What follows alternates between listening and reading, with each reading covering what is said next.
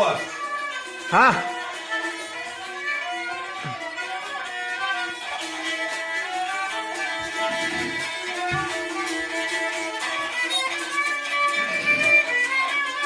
Hey anne!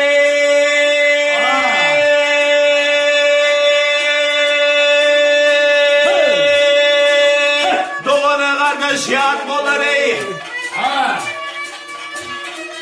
Yar aman aman yar bolarım. Başka milletten ölürsün. Ene atan yar bolara da şirletten ölürsün. Hey!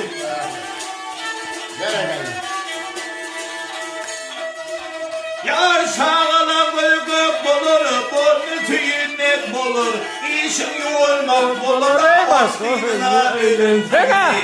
Hay berekallah. Yar şımırda kulu kalka, tantiyen dökü dökü, bulursun erke ökü ölünsün.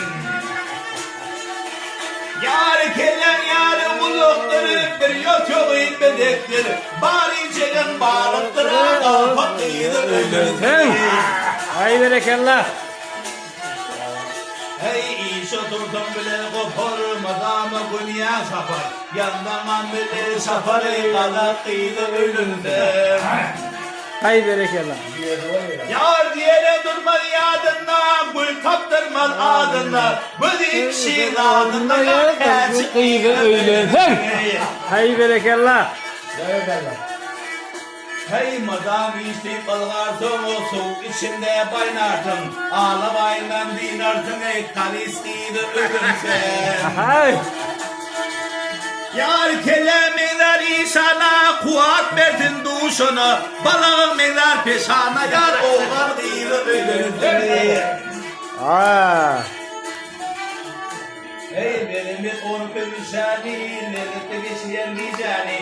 Bağlayına bakar koşkani, hündürüyle ölümsen. Yar gidip getirsin taştan, tatlarmaz getir işten. Zeynarsın kokör işten, çeçen değil ölümsen. Hoş. Hey gidip gör hatar istesen gelip yeter. Ekilimden ardan satarı değil ölümsen. Hay berekallah. Yar bağırmayan hak olur, burnundan dok olur. Bir dişi ak olana negri değil ölümsen. Hoş. Hey ayganlarım bari yattırır, tüyüp almak mıraktır. Bir gözümden pezettir, hayti milletten ölürsün. Havada. Ya şahir gelendir dile, gelersin böyle böyle. Hoşlanıp gidersin yine ya ölüydünden. Ölümsün